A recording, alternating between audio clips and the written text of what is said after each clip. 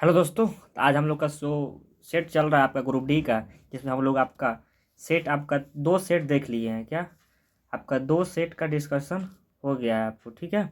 आज का जो आपका सेट का डिस्कशन है, आपका सेट नंबर 3 है, जो 17/8/2022 को आपका थर्ड शिफ्ट में हुआ था। क्या 17/22/2000 आपको 22 में 17/8/2022 को थर्ड शिफ्ट में हुआ था, उसे क्वेश्चन देखेंगे हम लोग। फर्स्ट शिफ्ट, सेकेंड शिफ्ट, मतलब 17/8/2022 का फर्स्ट शिफ्ट और सेकेंड शिफ्ट देख लिए हैं। आज हम लोग का जो देखना है आपका आज का थर्ड शिफ्ट है। ठीक है। अब आते हैं इसमें हम लोग, आपका ये क्वेश्चन क्या कह रहा है। ठीक है। जो क्वेश्चन आपसे कह रहा है, पहला क्वेश्चन आपका दिख रहा है, पहला क्वेश्चन आपका है। जैसे फोटो में दिक्कत हो रहा है ना, कैमरा साइड में है ना, फोटो में मोबाइल में कह रहा है आपसे। पहला क्वेश्चन कह रहा है आपसे कि पदार्थ की प्रतिरोधकता इनमें से किस कारक पर निर्भर करती है। अब देखिए, प्रतिरोधकता कहेगा या विशिष्ट प्रतिरोध कहेगा, इसको ध्यान रखना है आपको। प्रतिरोधकता कहेगा या विशिष्ट प्रतिरोध कहेगा, मतलब कि ये बात कर रहा है आपको रो का। आप देखे होंगे कि आर बराबर हम लोग लिखते हैं, आर बराबर रो L/A। ठीक है। इसको जिसमें आपको इस रो की बात कर रहा है, इस रो की बात कर रहा है। तो जो रो होता है ना, ये आपका निर्भर करता है तापमान पर निर्भर करता है। और क्या ये निर्भर करता है आपको पदार्थ की प्रकृति पर। क्या निर्भर करता है आपको? निर्भर करता है पदार्थ किसका बना हुआ है। पदार्थ की प्रकृति पर निर्भर करता है। ठीक है, इसको ध्यान रखना है। लेकिन आपसे पूछ देगा इस आर के बारे में। अगर प्रतिरोध पूछता है तो देखिए, आपको प्रतिरोध यहाँ लंबाई है, तो लंबाई पर निर्भर करेगा। और देखिए, आपको यहाँ पे क्षेत्रफल दिया है, वो इस पर निर्भर करता है। लेकिन देखिए क्या करें, जब लंबाई का मान बढ़ाइएगा ना आप, तो प्रतिरोध का मान बढ़ेगा।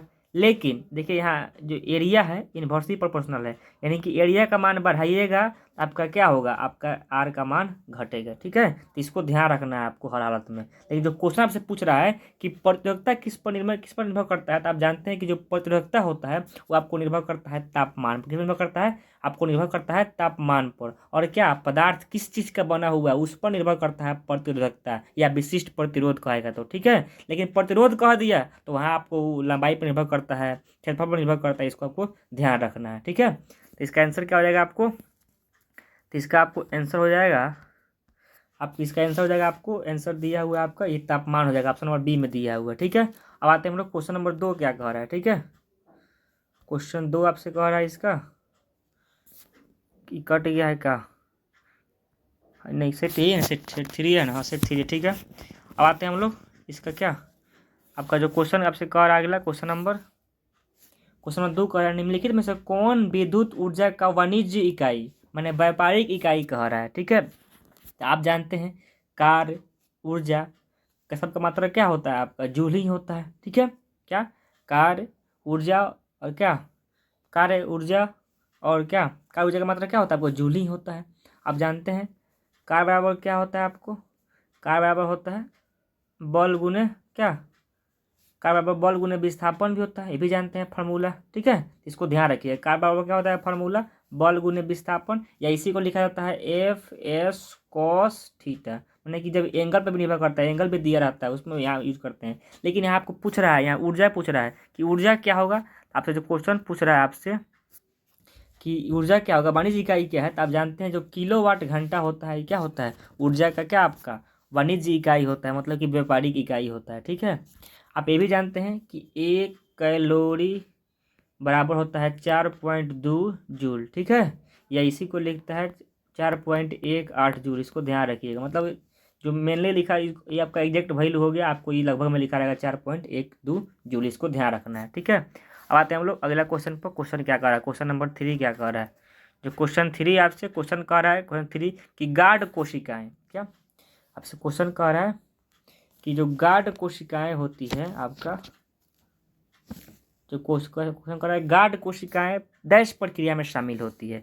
आपका पहला ऑप्शन दिया हुआ है वाष्पीकरण, दूसरा दिया है परिसंचरण, तीसरा दिया है भोजन का परिवहन, डी में दिया है उष्म उष्ण गतिशीलता को। तो नहीं, अब जानते हैं जो गार्ड कोशिकाएं होती है ये आपको पाई जाती है रंध्र के पास। कहाँ पाई जाती है? रंध्र के पास पाई जाती है। और आपके वाष्पीकरण में मदद करती है। किसमें मदद करती है? तो वाष्पीकरण में मदद करती है। इसलिए इसका आंसर क्या हो जाएगा? इसलिए आपका इसका आंसर हो जाएगा, आपको ऑप्शन नंबर ए में टिक करके आगे बढ़ जाना है, इसका वाष्पीकरण आंसर होगा। ठीक है। अब देखिए जो अगला क्वेश्चन है, क्वेश्चन नंबर कितना, क्वेश्चन नंबर 4 जो क्वेश्चन है यहाँ पे, क्वेश्चन जो 4 है आपका, छोड़ के देखते हैं इसका कट गया है क्या। हाँ, क्वेश्चन 4 जो आपका लिया हुआ है यहाँ पे, आइए क्वेश्चन जो 4 कह रहा है कि कार के रिव्यू दर्पण में, कार में देखने के लिए, रिव्यू दर्पण में देखने के लिए दर्पण में प्रयुक्त उत्तल दर्पण में साइड मिरर के रूप में फोकस दूरी 2 सेंटीमीटर है। जो दर्पण लिया है उसका फोकस दूरी क्या है, आइए जो फोकस दूरी लिया है उसका है आपका 2 मीटर है। अब देखिए ये प्लस में होगा कि माइनस में होगा, तो कौन दर्पण कह रहा है आपको, तो उत्तल दर्पण कह रहा है। तब जानते हैं उत्तल दर्पण की फोकस दूरी क्या होता है, हमेशा धनात्मक होता है, इसलिए क्या करना पड़ेगा अब इसका, इसका फोकस दूरी के पास यहाँ पे आपको प्लस लगा लीजिए, ठीक है, यहाँ प्लस लगा लीजिए।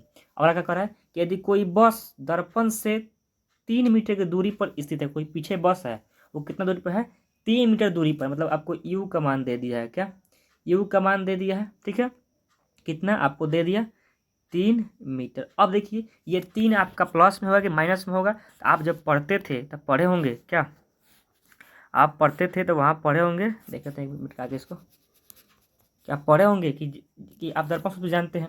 तो अब पहले इसका कि माइनस होगा कि प्लस होगा उसको ध्यान देना है पहले, क्या कि जो ये इसका माइनस होगा कि प्लस होगा।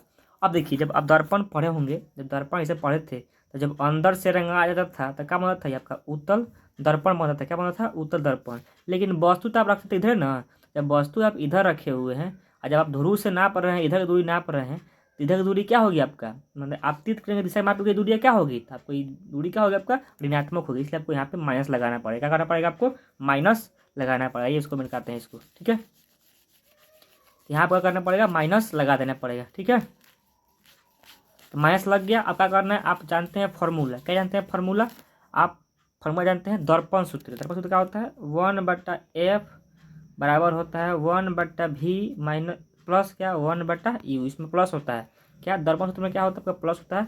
और यहाँ पे क्या करिए, आप मान को जब पुट कर दीजिएगा, आप एफ का मान रख दीजिए 2 यहाँ पे, और क्या ये आपका यहाँ पे आपका -3 लिखा है, यू का मान, यहाँ मान -3 रख दीजिए। जब इस मान को हल करिएगा, यहाँ पे जगह नहीं मिल पा रहा हमको हल करने का इस पर, इस मोबाइल स्क्रीन पर, ठीक है, तो हम हल नहीं कर पा रहे, लेकिन हमने हल किया था, तो इसका आंसर आपको दिया हुआ है, हल करिएगा तो आपको ऑप्शन जो दिया हुआ है सी, दर्पण के पीछे बनेगा प्रतिबिंब, आभासी रूप से प्रतिबिंब बनता है, दर्पण क्या करेगा, दर्पण के आपको दर्पण के पीछे बन जाएगा, आपको आंसर ठीक है, दर्पण के पीछे कितना 1.2 मीटर दूरी पर बनेगा। आप निकाल लीजिएगा तब यू का मान भी का मान आ जाएगा, क्योंकि आपको भी कहीं मान नहीं दिया हुआ है, आपको एफ का मान दिया हुआ है और यू का मान दिया है, आप इस फॉर्मूला का मान रख के आप निकाल लीजिएगा, आपका मान आ जाएगा, ठीक है।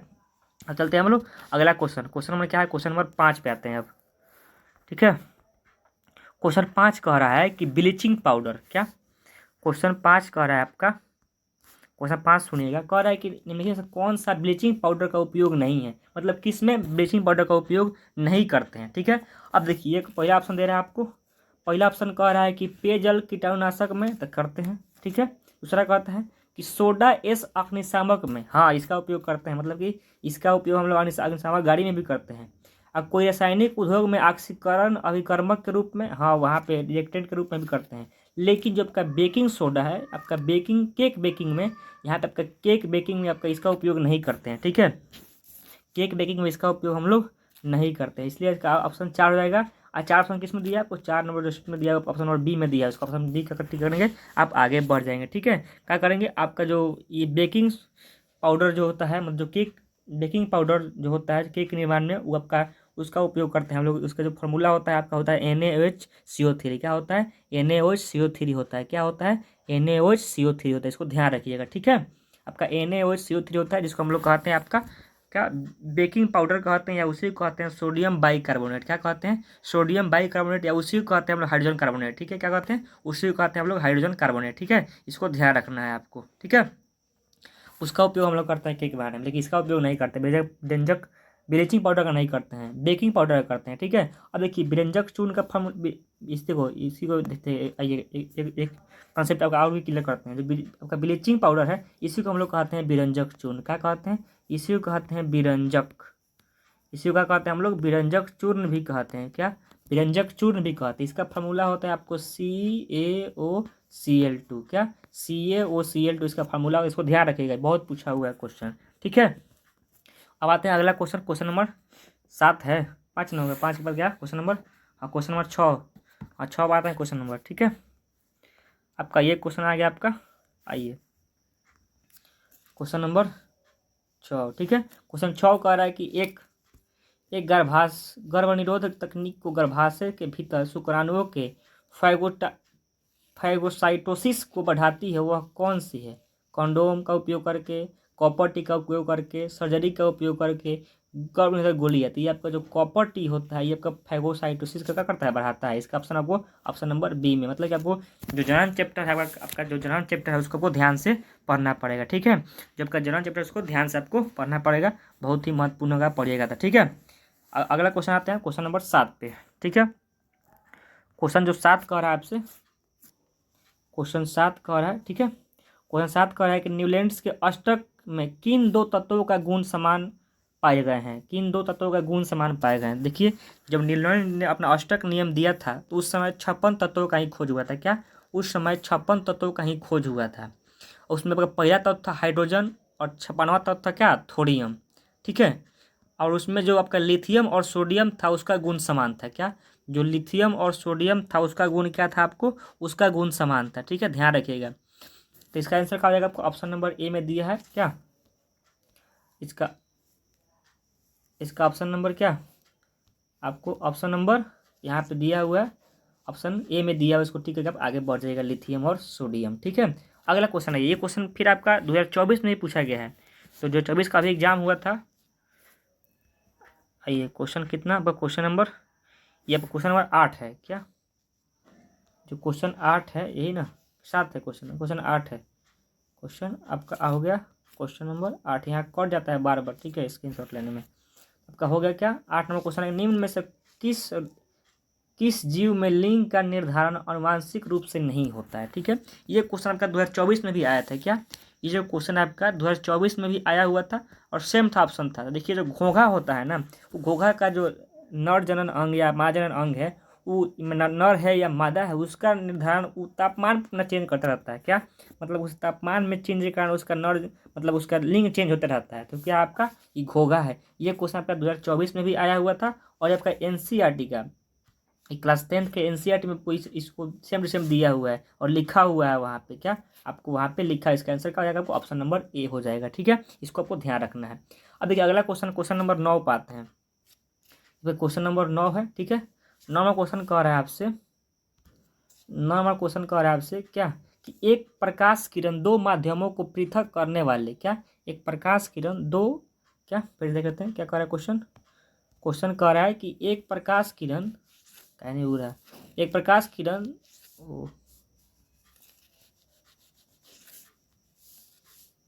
कह रहा है कि एक प्रकाश किरण 2 माध्यमों को पृथक करने वाले इंटरफेस पर आप उसके अभिलंब की अनुदिश आपतित होती है, तो आपतित किरण और अपवर्तित किरण के बीच का कोण क्या होगा? अब देखिए ध्यान समझिएगा इसको। ये आपको इस तरह कर रहा है, मान लीजिए कि ये आपका कोई इंटरफेस हो गया, ठीक है।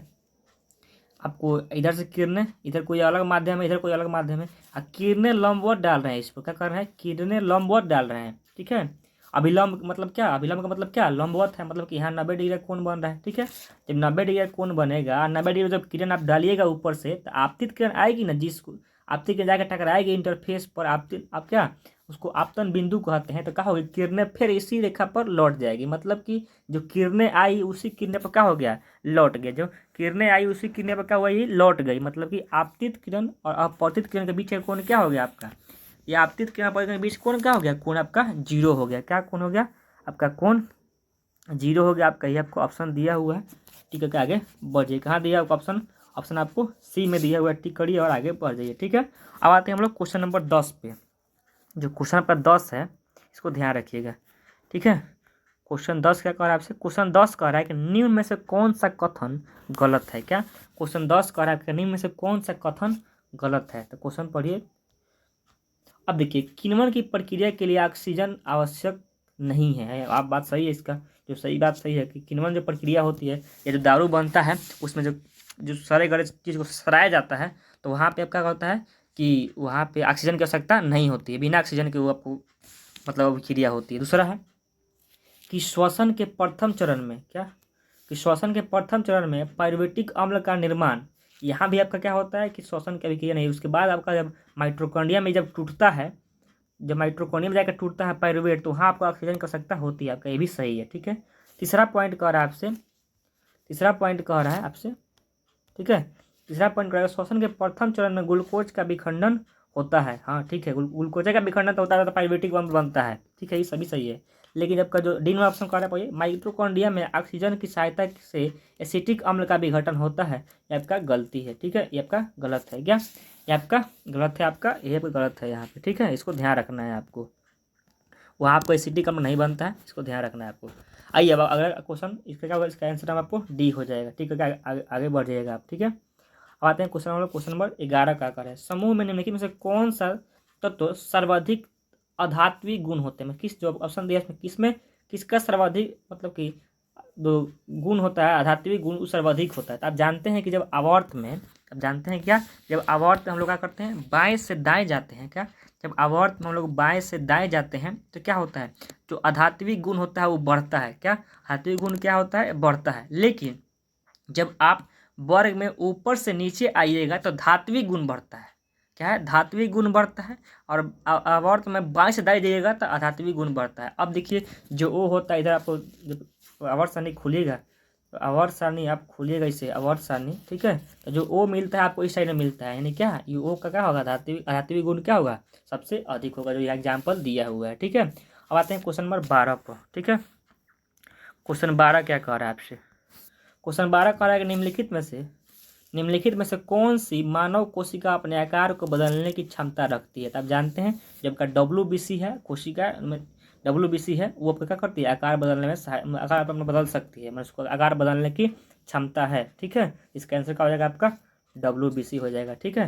ये भी जानते हैं कि WBC RBC होता है, इसको ध्यान रखिएगा और इसमें और डिटेल आप पढ़ते रहिएगा, आगे जाए सेट में मिलेगा आगे। अब आते हैं क्वेश्चन हम लोग क्वेश्चन 13 क्या कह रहा है आपसे। आइए क्वेश्चन 13 बहुत आसान है, ठीक है।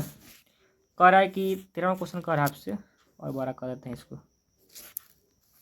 ठीक है। क्वेश्चन 13 कह रहा है कि यदि हम डैश में अमोनिया का विलयन मिलाते हैं तो हमें एक सफ़ेद अवक्षेप बनता है। मतलब किसमें हम लोग अमोनिया का अगर विलयन डालते हैं तो हम लोग को सफ़ेद अवक्षेप बनेगा, ठीक है।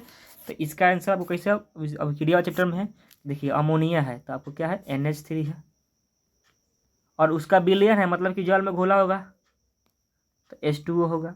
अब देखिए किससे अब क्रिया कराएंगी बनेगा, तो क्या करिएगा, जब आप AlCl3 का अभिक्रिया कराइएगा, क्या AlCl3 का जब अभिक्रिया कराइएगा तब आपका अवक्षेप के रूप में मिल जाएगा, ये सफ़ेद अवक्षेप के रूप में बनेगा, ठीक है। क्या बनेगा आपसे, तो बनेगा आपको Al2Cl3 नहीं Cl3 नहीं बनेगा, Al2 और आपका यहाँ हो जाएगा OH होल ट्वाइस,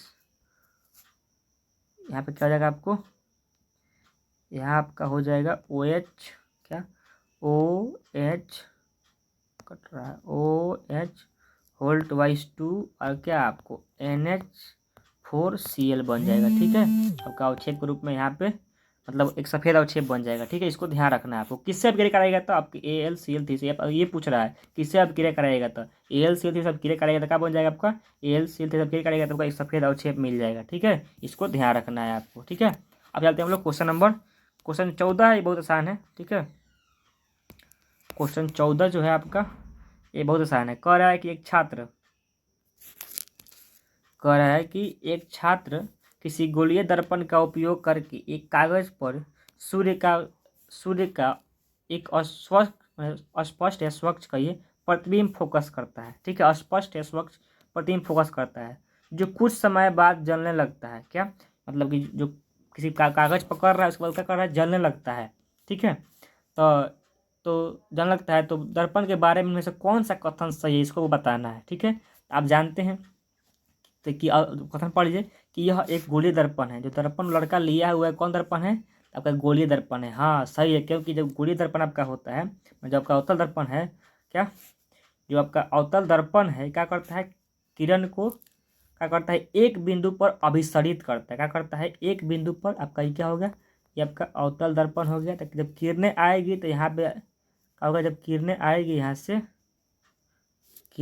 आएगी, देख लीजिए किरणें जब यहाँ से आएगी तो एक बिंदु पर, यहाँ से किरणें आएगी तो एक बिंदु पर पड़ेगी, ठीक है। एक बिंदु पर पड़ेगी तो मैंने किरणें को एक बिंदु पर केंद्रित करती है, क्या करता है तो उसे क्या होगा, यहाँ पे गर्मी उत्पन्न होगा, ये जलने लगेगा। तो ये पहला आपका ऑप्शन सही है। दूसरा कह रहा है कि इसकी फोकस दूरी धनात्मक होती है, क्या होती है, नहीं। आप जानते हैं कि जब अवतल दर्पण आप कह लिए, पहला ऑप्शन अवतल दर्पण कह लिए, तो क्या इसकी फोकस दूरी धनात्मक नहीं होती है, ये ऋणात्मक होती है, ठीक है।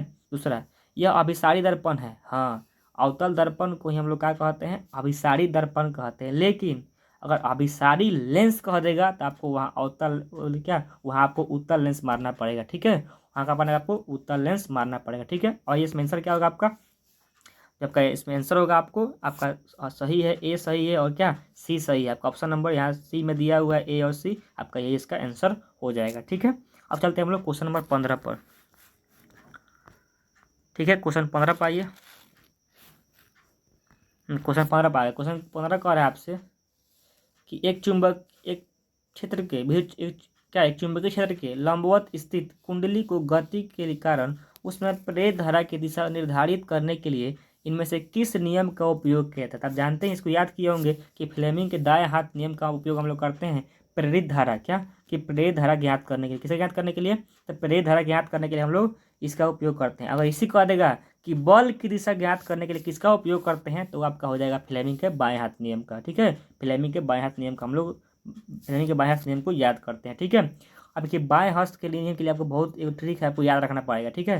अब देखिए अपना बाएं हाथ फैला लीजिएगा, ठीक है, बाएं हाथ लंबवत फैला लीजिएगा। इसमें आपको जो याद रखना है, आपको फादर, मदर और क्या, चाइल्ड याद रखना है। कि जो अंगूठा हो गया आपको बताएगा फोर्स को, मतलब फोर्स, और जो आपका तर्जनी हो गया आपका बताएगा चुंबकीय क्षेत्र को, ठीक है, मैग्नेटिक फोर्स को, मैग्नेटिक क्षेत्र को, फील्ड को। और जो सी हो गया, सी मतलब चाइल्ड, मतलब क्या, ये आपको बताएगा करंट को। इसको ध्यान रखना है, father mother child, father mother child, इसको आपको याद रखते हैं ताकि इसको दिक्कत नहीं होगा आपको निकालने में, ठीक है।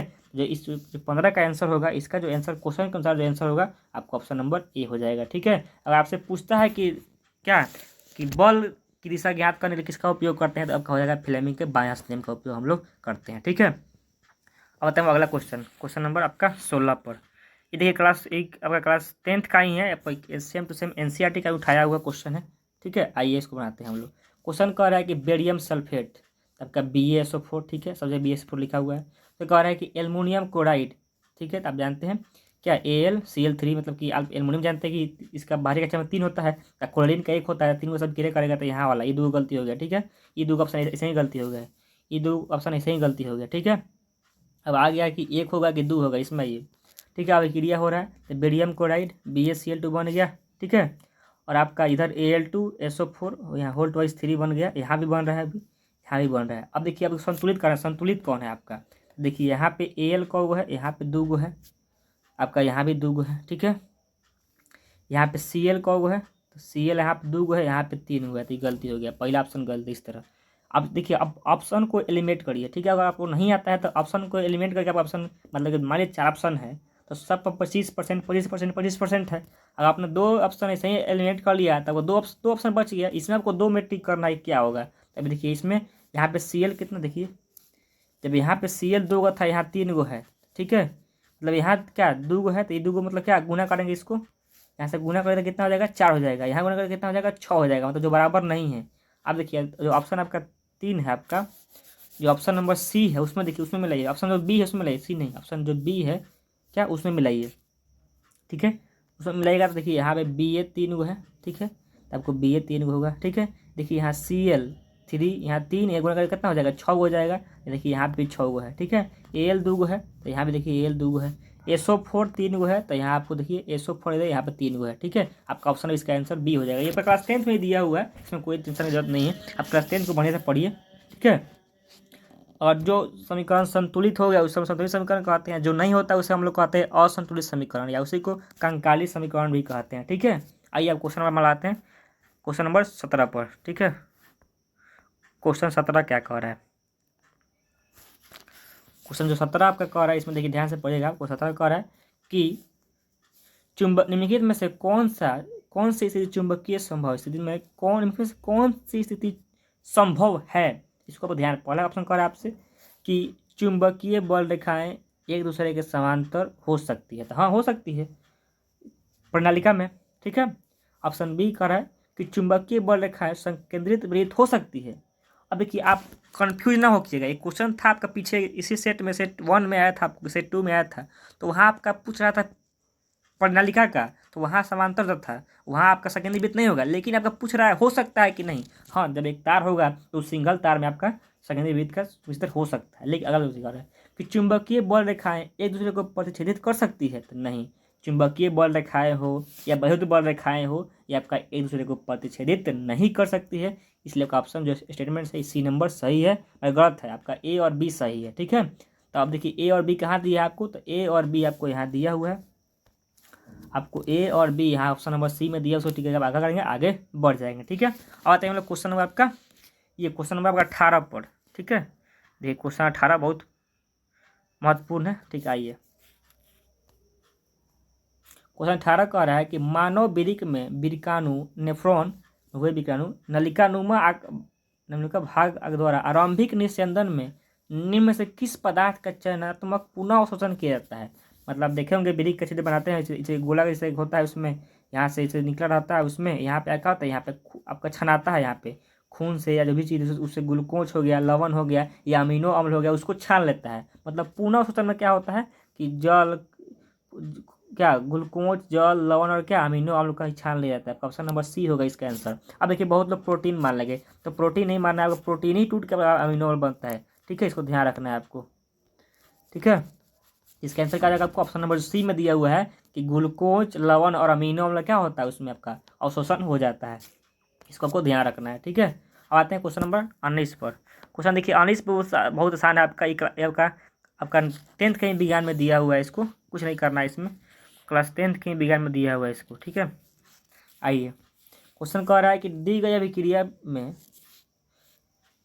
क्या, दी गई द्विविस्थापन अभिक्रिया में ए और बी के स्थान पर क्या आएगा। अब देखिए द्विविस्थापन अभिक्रिया क्या होता है कि जब ये आपस में आप क्या इसका यौगिक यौगिक दो यौगिक होगा अपने क्या तत्वों का तत्वों का क्या किया होगा अपने में तत्वों का जो तत्व होंगे उसका आयनों का आदान प्रदान अपना अलग यौगिक बना लिया होगा। जैसे कि यहाँ पे AgBr है या KNO3 है, तो पहले इसके क्या होगा, इसके पहले एक जगह आपका होगा Ag।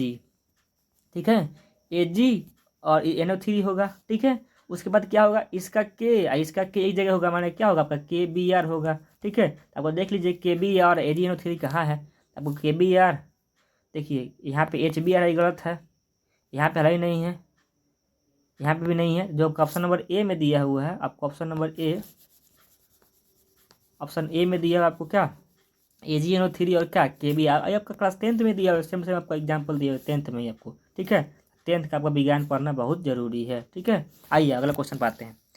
क्वेश्चन का 20 नंबर क्या कह रहा है आपसे, क्वेश्चन 20 कह रहा है, ये भी क्लास 10th में ही है। इस पर क्वेश्चन पूछा था क्लास 10th के बोर्ड एग्जाम में कि रासायनिक समीकरण को संतुलित करना क्यों आवश्यक है। अब 2 मार्क्स में क्वेश्चन पूछता है कि रासायनिक समीकरण को संतुलित करना क्यों आवश्यक है। ठीक है, आइए तो क्या क्वेश्चन कर रहा है कि रासायनिक समीकरण को संतुलित करना क्यों आवश्यक है। आप जानते हैं कि जो द्रव्यमान संरक्षण का नियम होता है, क्या कि द्रव्यमान जो संरक्षण का नियम होता है उससे हम जानते हैं कि ना तो द्रव्यमान को हम लोग उत्पन्न कर सकते हैं ना ही नष्ट कर सकते हैं। आपका ऑप्शन नंबर बी में दिया हुआ, इसी के चलते हम लोग क्या करते हैं, समीकरण को संतुलित करते हैं। अन्यथा क्या होगा, इस समीकरण का मतलब कि समीकरण मान नहीं होगा, इस समीकरण नहीं मानेगा उसको, इसलिए हम लोग क्या करते हैं, समीकरण को संतुलित कर देते हैं। क्लास 10th में दिया हुआ है, अब फर्स्ट चैप्टर नहीं है आपका केमिस्ट्री का। ठीक है, अब जाके क्लास 10th का केमिस्ट्री जरूर पढ़िए। आते हैं क्वेश्चन नंबर 20 तक हो गया, कोई क्वेश्चन इसमें और क्वेश्चन 3 और क्वेश्चन है। ठीक है, आइए ये क्वेश्चन बहुत महत्वपूर्ण है। आइए क्वेश्चन जो कह रहा है आपका, तो ये साइड रखते हैं। क्वेश्चन कह रहा है आपका कि गहरे समुद्र में पानी का रंग नीला किसके कारण दिखाई देता है।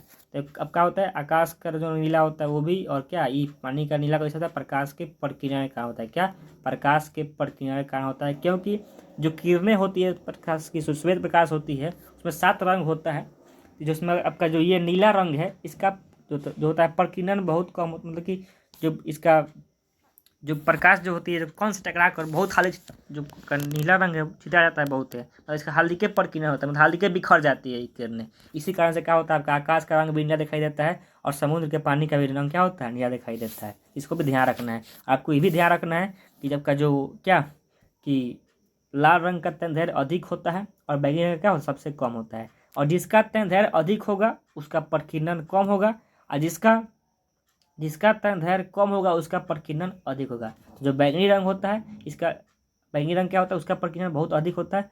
और उसके जस्ट ऊपर ही आपका पाया है नीला वाला, तो नीला वाला का प्रकीर्णन भी होता है, बहुत अधिक होता है, इसका प्रकीर्णन बहुत अधिक होता है। ठीक है, इसको ध्यान रखना है आपको।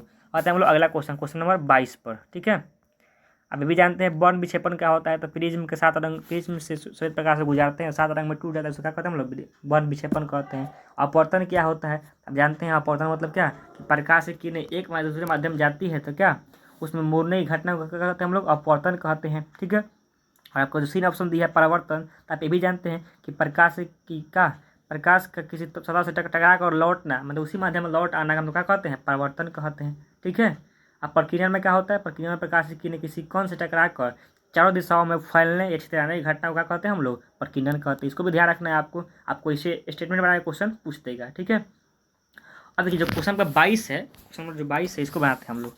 और ये क्वेश्चन क्या कह रहा है 22, सुनिएगा।